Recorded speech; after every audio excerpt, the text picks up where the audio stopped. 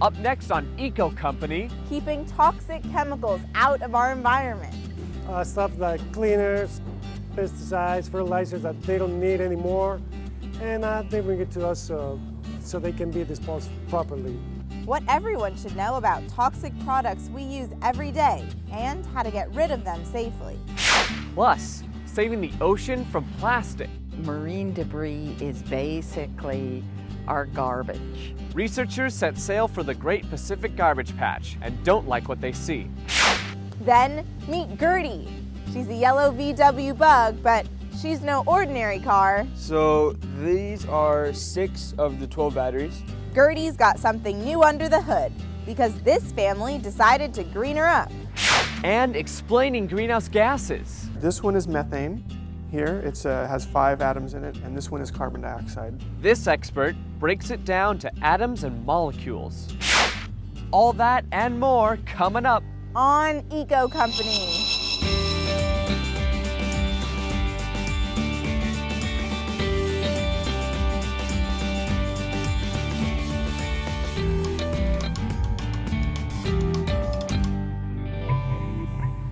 Hey guys, thanks for tuning into Eco Company. I'm Brendan. And I'm Jordan. First up, we take a look into the world of toxic chemicals found around the average home. Yeah, you'd be surprised how many household products contain toxins. And should be thrown away in the family trash bin. Adam's got the lowdown on how to get rid of them safely. So we all know what to do with our trash. Hopefully recycle it, otherwise it gets sent to a landfill. But what do we do with all those toxic chemicals in our household? These guys are going to tell us what to do with them. This probably isn't what you imagine when you think of a drive-thru. This is one where you pull up and drop off this stuff. We're talking hazardous chemicals, stuff that's in common household products that end up in our garages. Even fuels, paints, and car batteries make the list. So what do the customers do here? Okay, they will bring their hazardous waste from home, stuff like cleaners, pesticides, fertilizers that they don't need anymore, and they bring it to us so they can be disposed properly. Chavelo Gomez is a compliance technician with Recology. It handles waste for the city of San Francisco. So let's talk about what just came in. It looks like we got an assortment of just about every type of chemical I've ever seen. Yeah, pretty much. We have a range from paint, aerosols, pesticides or insecticides. So this is pretty much an average of what we get from a customer. The Environmental Protection Agency defines household hazardous waste as waste dangerous or harmful to our health or the environment. And the agency says the average U.S. household generates more than 20 pounds of it each year. And with labels like these, you know you can't mess around with this stuff. Is it the ingredients in it that makes it hazardous? Yes, it is ingredients, and a lot of them are carcinogens. If you don't get rid of them the right way, it can create big problems. Chemicals can leach into the groundwater and pollute the environment, and even make people sick. The improper way to dispose of this will be put them in the trash. Sounds We don't bad. want them in the trash. Yeah, Sounds way too simple. yeah, it's way too simple and way too dangerous. Here, they've got the formula down pat. Everything that gets dropped off gets itemized for detailed records. Then it's sent to the proper bin, so it can be sent to the appropriate waste stream. Of course, they recycle everything they can. This room is reserved for the most dangerous chemicals, like acid. They even have a lab to handle those unknowns. So there's no label on this one. What do you do about that? Okay, when we get stuff that is not labeled, we have to analyze it. So you always got to label your containers, folks. This is a big no-no. Don't forget mercury-filled CFLs, and halogen lamps are considered hazardous waste too. So as you can imagine, in a warehouse filled with flammable materials, safety is important. We have to have explosion-proof plugs. That means that no sparks are coming out of there, so we're safe. Keep it safe. Keep it safe. Sometimes these guys even need to suit up. Twice a day, this door goes down, and technicians head inside armed with masks and protective gear. It's where they open latex paint cans one by one. They recycle the good paint by mixing it into new colors here. Paint that's past its prime ends up in here. Latex paint is basically water-based paint, and this is how it looks. This is the paint that we're not gonna be able to recycle here because it's old or it's not the right color.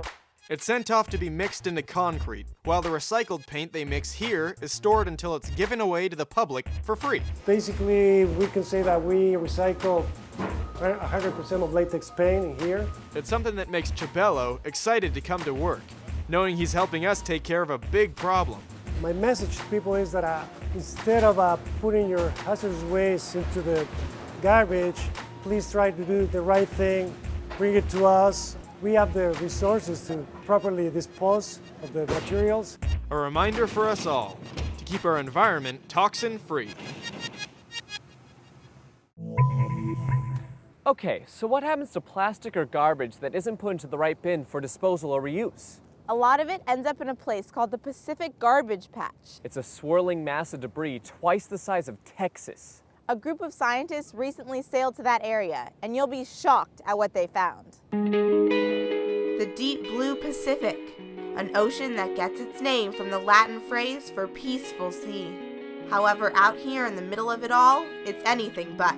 In this place full of mysteries still waiting to be discovered, researchers are instead discovering this.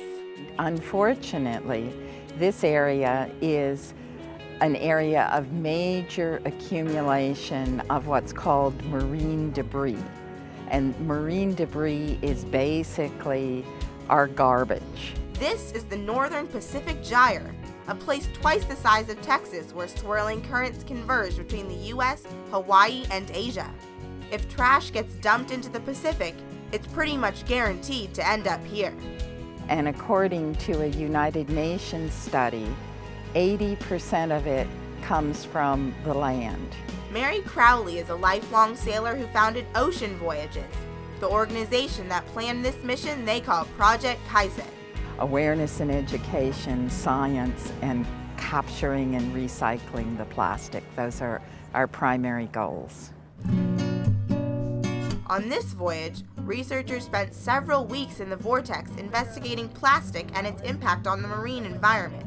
Crowley says they knew they'd find a lot, but they weren't prepared for how much. The reality is, when we got out there and found as much garbage as we did, I think everybody on board had a couple of days of really feeling very sad, because it was like, how is this happening? How is this beautiful blue ocean turned into a garbage dump?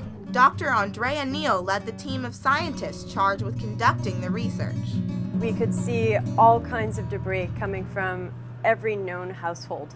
Detergent bottles, toothbrushes. In terms of larger debris, the most shocking debris that we came across were the large masses of fishing nets that were all mangled with each other. The big pieces are one thing. It's the tiny pieces that have researchers even more worried. I don't like the jellyfish eating the plastic. That kind of adaptation is going to cause our wonderful ocean ecosystem real problems. Small pieces of plastic are hard to detect, but they're there and fish mistake them for food. The idea is small fish eat these teeny pieces of plastic which have toxicity to them, and then they get eaten by medium-sized fish, get eaten by larger fish, and some of these toxic substances are getting into our food chain. They'll be studying fish samples they brought back to see what they find. Meanwhile, this crew is already planning to head back to begin cleaning things up. And they say it's a mission that must not fail. The ocean produces more oxygen than the rainforest, but we need to keep a healthy ecosystem, so we all need to be part of realizing that the ocean cannot be used as a dumping ground. Crowley says the bigger issue is to stop using so much plastic in the first place. We have to come up with better ways of packaging, or new types of plastic, or things that are benign by design and they're not going to hurt the environment while they make things convenient for us. It's a convenience that this crew says threatens one of our most precious ecosystems, one that cannot survive if this man-made pollution continues. Our trash does not go away. We're all responsible, and we all need to make better steps on reducing our impact on the environment.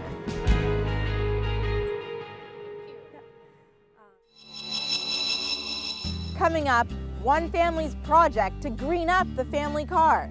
I think my favorite part is when we changed the license plate and Gerty became Voltbug. What it took to change this VW into a modern electric car. Then the nuts and bolts of global warming. Well, we don't want to heat up our globe too much and too quickly, because that's when we have what we call rapid climate change. So what is climate change?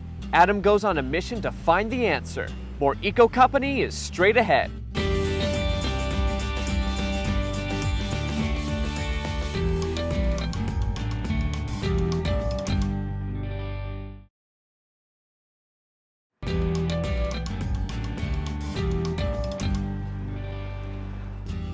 Welcome back. Have you and your family ever taken on a family project? We found one that did just that, and in a big way. They decided to green up the family car and had a lot of fun in the process. Meet the Bheda family from Saratoga, California. Hemant, Monisha, Debanshi, Pranav, Krishna, and the family's newest addition, Gerty. She is a Volkswagen Super Beetle, 1972.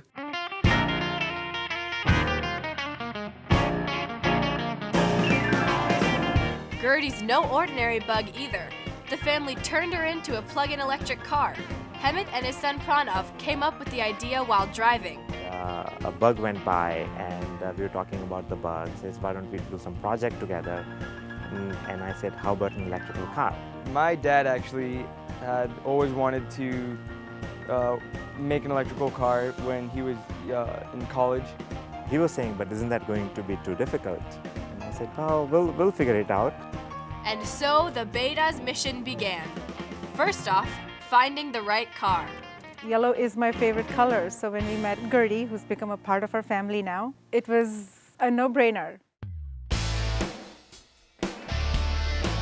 Then the work began, and it's a job that took the whole family. Pranav, he did most of the work, changing the brakes, changing the suspension, working on the transmission. Debanshi helped with the installation of the motor. Every time I came home, it would be basically what we would do all weekend. It would be the talk of the dinner table. Every time I called from school, that's all we could talk about. I wanted updates about the car. My role was to keep them well fed and inspire them. My little sister was definitely like the cheerleader of the project. I think my favorite part is when we changed the license plate and Gerty officially became Voltbug. Not everything was easy.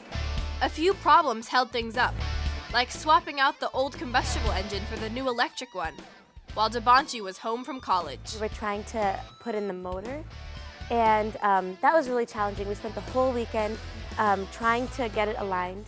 We did some research, and we realized we needed just a $3 alignment tool that could make the whole process a lot easier. Pranav, who's in high school, says another big challenge was figuring out where to put not one, but 12 batteries. The hardest part was the design of the batteries fitting in, because of the weight and the actual space in the car. So these are 6 of the 12 batteries, and they are connected to the controller. The other 6 are in the back, and each weighs about 50 pounds. So this is pretty much everything we've done. This is the controller, which is the brains of the electrical car. It controls the motor. This is the motor, this is the controller. Now for the easy part, plugging her in. We just take the power cord, one end into the wall, and the other right here. Hemant and Pranav also took the old engine apart as an exercise to see how it works. And check out what they found. This is where the gas gets burned, and you can see all this black surface because of the carbon. Gas, it pollutes the environment, but then having an electrical car, it doesn't pollute the environment. With the electrical car, with today's technology, you can get up to 80, 100 miles. And for most of us, it is a practical mode of transportation. Electrical vehicle is the way of the future. That future became the present for the Bhedas when the moment of truth arrived. When we were finally going to start the car, do the last step, put in the batteries and start it, I booked a special flight home so that I could be a part of that. So, it was time to find out whether Gerty's wheels would spin. And the family's video camera was rolling. Slowly.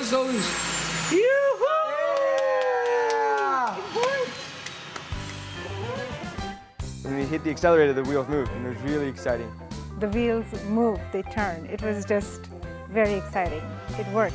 The interesting thing was that, even though how much my wife inspired us all, when the car worked, she says, gee, I never believed you guys were ever going to get this thing done. These days, the Bhedas take Gerty on short trips around the neighborhood and on errands. And of course, it's available for special occasions.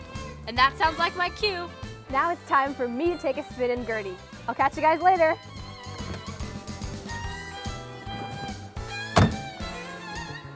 Wow, it's so quiet in here.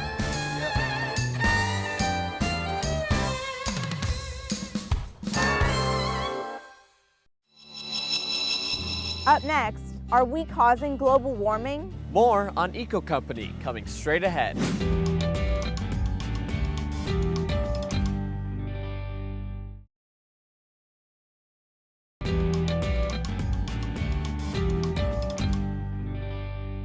There's a lot of debate about whether global warming is real or just part of the Earth's natural climate cycle.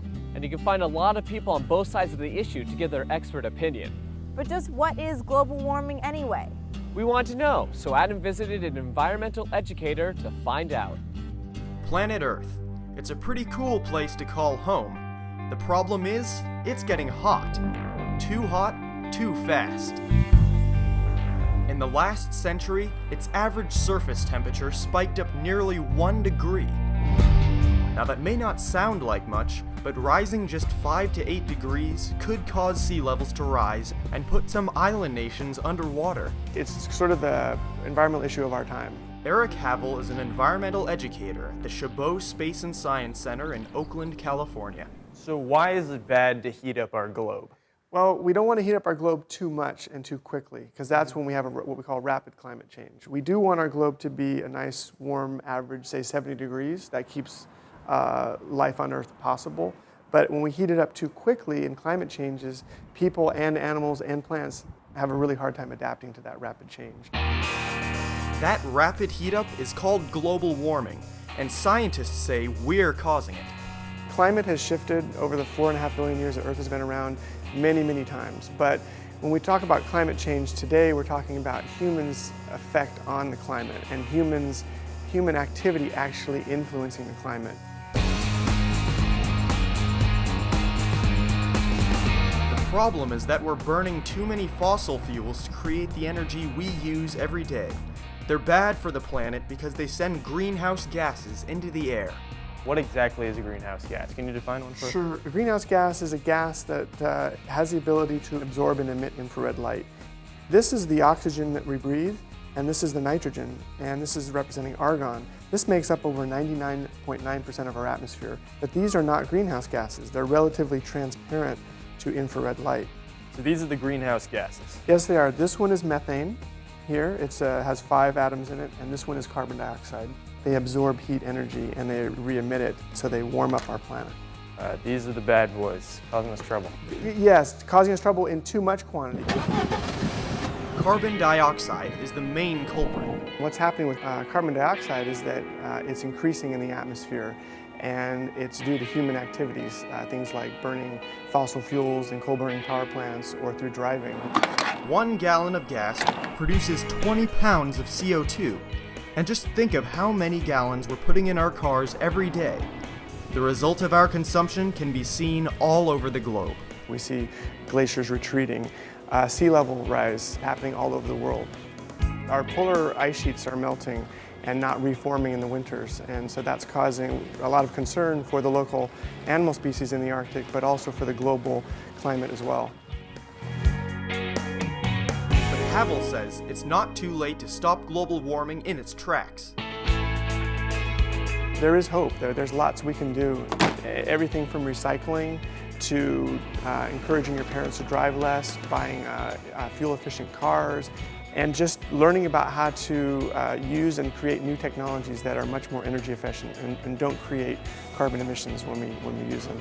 He says the key is to act now, because we will shape the future of the planet.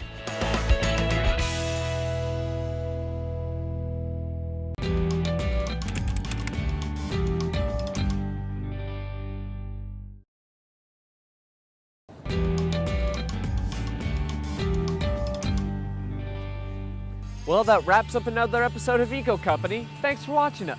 For more information on the stories in our show or to send in your feedback, check out our website at eco-company.tv. And be sure to check us out on Facebook. We'll see you next time on Eco Company.